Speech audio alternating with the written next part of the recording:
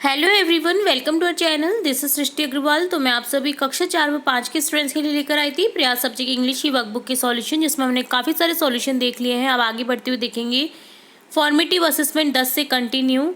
साथ ही हम वर्कशीट भी देखने वाले हैं, तो पूरा वीडियो आप ध्यान से देखिएगा केयरफुली। तो यहाँ पर सबसे पहले फॉर्मेटिव असेसमेंट 10 में क्वेश्चन है find the odd one out. यहाँ पर आपको जो अलग दिख रहा है ऑप्शन आपको करेक्ट करना है।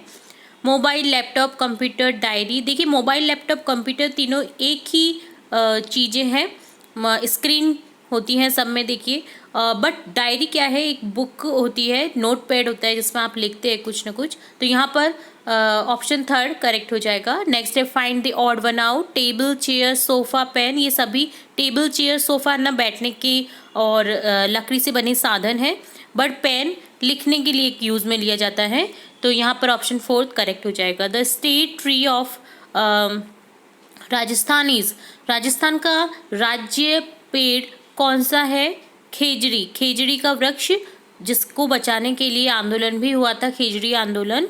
तो यहाँ पर ऑप्शन सेकंड करेक्ट हो जाएगा, खेजड़ी। खेजड़ी की सभी चीज़ें हमारे राजस्थान में यूज़ किए जाते हैं। तो खेजड़ी एक तरह से कल्प वृक्ष भी कहलाता है राजस्थान का। रेगिस्तान का कल्प वृक्ष भी खेजड़ी कहलाता है। ठीक है।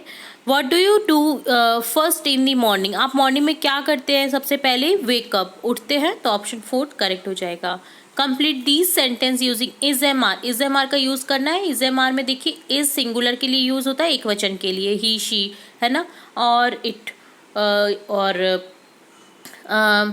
नेक्स्ट एम का यूज़ होता है आई के साथ में हमेशा, और आर का यूज़ होता है प्लूरल बहुवचन के लिए। तो दे आर सिंगिंग हो जाएगा, यहाँ पर बहुवचन में आर का यूज़ हो जाएगा।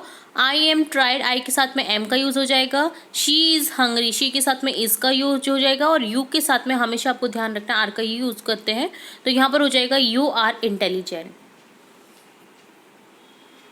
नेक्स्ट है right the description for these pictures. तो देखिए पिक्चर्स के लिए आपको लिखना है। तो देखिए बच्चे कुछ खेल रहे हैं, तो यहाँ हो जाएगा चिल्ड्रन आर प्लेइंग। और एक बच्चा गाना गा रहा है, तो यहाँ हो जाएगा he is singing, full stop लगा देंगे। ठीक है।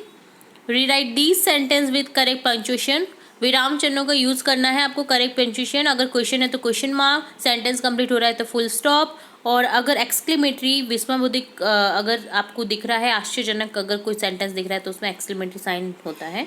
तो जैसे यहाँ पर है वेयर आर यू गोइंग, तुम कहाँ जा रहे हो, क्वेश्चन है, तो यहाँ पर हो जाएगा देखिए डब्ल्यू को कैपिटल कर देंगे। हमेशा ध्यान रखिएगा सेंटेंस में स्टार्टिंग जो लेटर होता है वो हमेशा कैपिटल में होता है। तो यहाँ हो जाएगा where are you going, question mark. Jaya is going to meet Sushma, तो यहाँ हो जाएगा Jaya is going to meet Sushma, full stop, और सुषमा का एस कैपिटल हो जाएगा। कभी भी नेम जो होते हैं वो सारी कैपिटल लेटर से ही स्टार्ट होते हैं। तो यहाँ पर सुषमा के बाद में आपको कॉमा फुल स्टॉप लगा देना है, और सुषमा का एस को कैपिटल कर देना है। नेक्स्ट है right 3 things that you do every day. आपको 3 चीज़ें ऐसी लिखनी है जो आप प्रत्येक दिन करते हैं। तो यहाँ होता है जैसे मैं प्रत्येक दिन जगती हूँ, I wake up, I have breakfast, मैं ब्रेकफास्ट करती हूँ, आई गो टू स्कूल, मैं स्कूल जाती हूँ। तो ये इस तरह से होता है आपका फॉर्मेटिव असेसमेंट 10 का सॉल्यूशन। आप देखेंगे आगे वर्कशीट 71, वर्कशीट 71 का सॉल्यूशन, जिसमें है sequence this picture and write a description about them to complete the story. आपको सिक्वेंस देखना है, इन पिक्चर्स को अरेंज करना है और स्टोरी के रूप में लिखना है इसे। तो देखिए सबसे पहले देखिए होगा we found a broken swing, हमने टूटा हुआ झूला पाया। एक बच्ची और उसके फादर आए हुए हैं गार्डन में, जिसमें आप वो देख रहे हैं कि जो झूला है वो टूटा हुआ है। नेक्स्ट वो क्या करेंगे? नेक्स्ट वो करेंगे लेट अस फिक्स दी स्विंग। ठीक है, उन्होंने अब उसे फिक्स करना स्टार्ट किया स्विंग को। नेक्स्ट हो जाएगा द स्विंग इज रेडी, और झूला तैयार है। नेक्स्ट होगा लेट्स स्विंग, चलिए स्विंग करते हैं। तो यहाँ पर बच्ची झूल रही है। तो इस तरह से आपको ये कंफर्म करना था। तो ये स्टोरी भी मेक हो गई है। ठीक है, तो इस तरह से आपको सीक्वेंस लिखना था पिक्चर्स को देख के। तो ये होता है वर्कशीट 71 का सॉल्यूशन डन। अब देखेंगे वर्कशीट 72, जिसमें है read the passage below and answer the following question. आपको पैसेज पढ़ना है और इससे रिलेट कुछ क्वेश्चन पूछे जाएंगे जिसके आपको आंसर करने हैं। तो चलिए रीड करते हैं पैसेज को। शीरा वॉज अ लिटिल कब, जो लॉइन का जो बेबी होता है उसे बोलते हैं कब, ठीक है। He lived in a jungle with his mother lioness, अपनी माँ शेरनी के साथ में वो रहती है जंगल में।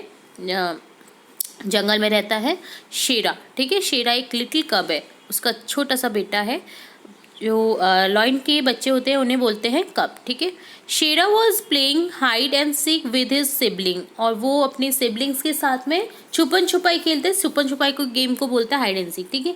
ही वॉज सर्चिंग फॉर दैम, उन्हें ढूंढ रहा था वो। Suddenly he realise that he had come from far away from home, उसने रियलाइज़ किया ढूंढते ढूंढते वो अपने घर से बहुत दूर निकल गए हैं। He did not remember the way to his home, और उसे याद नहीं आ रहा है कि कौन सा रास्ता उसके घर पे जाने के लिए। शेरा स्टार्ट क्राइंग, वो रोने लग गया।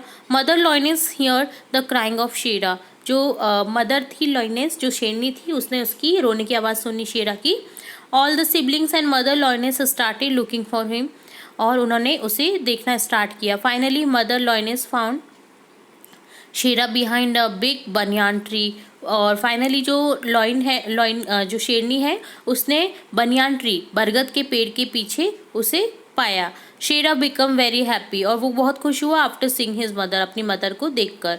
ही happily hugged his mother and both went home, उसने अपनी माँ को गले लगाया और दोनों घर पर चले जाते हैं। तो यहाँ पर क्वेश्चन है, what did Shera do when he got lost, जब वो खो गया था तो उसने क्या किया, वो रोने लग गया। तो he started crying. Who search for Shera, किसने सर्च किया शेरा को, mother lioness and his siblings.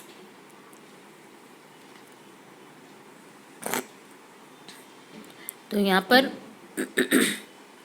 Siblings कर देना आपको, ठीक है, यहाँ पर एस लगा देना है, okay.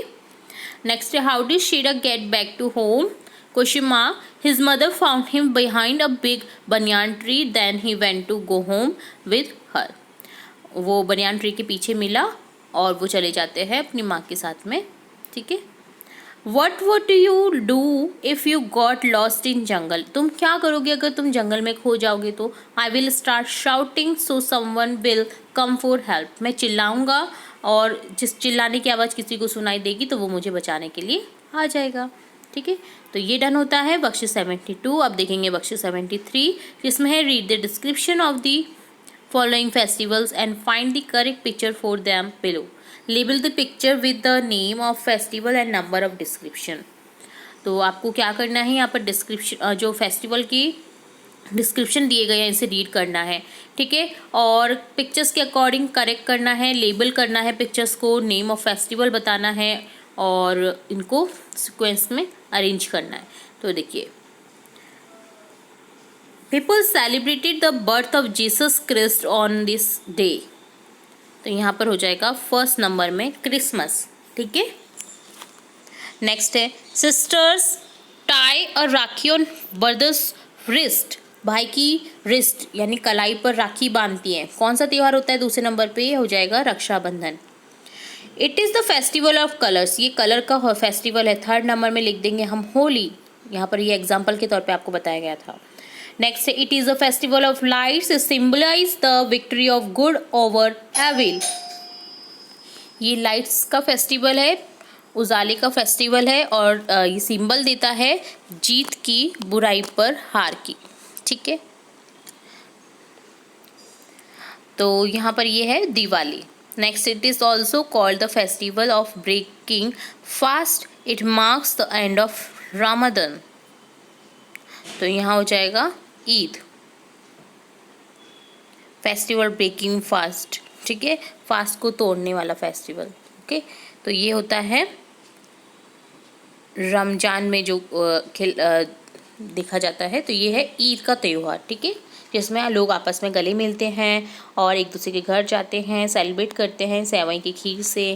It is the festival of new harvest, people celebrate by dancing and eating festive food around the bonfire, ये न्यू हार्वेस्ट यानी न्यू हार्वेस्टिंग यानी न्यू ऋतु के लिए मनाया जाता है, और पीपल सेलिब्रेट करते डांस से, खाने से, festive food around the bonfire, और बॉनफायर जलाते हैं वो, आग की चारों तरफ घूमते हैं। तो ये कौन सा फेस्टिवल होता है, ये होता है बैसाखी, जो कि हरियाणा पंजाब में मनाया जाता है और बहुत जगह ये आजकल मनाया जाता है। तो ये होता है बैसाखी, ठीक है।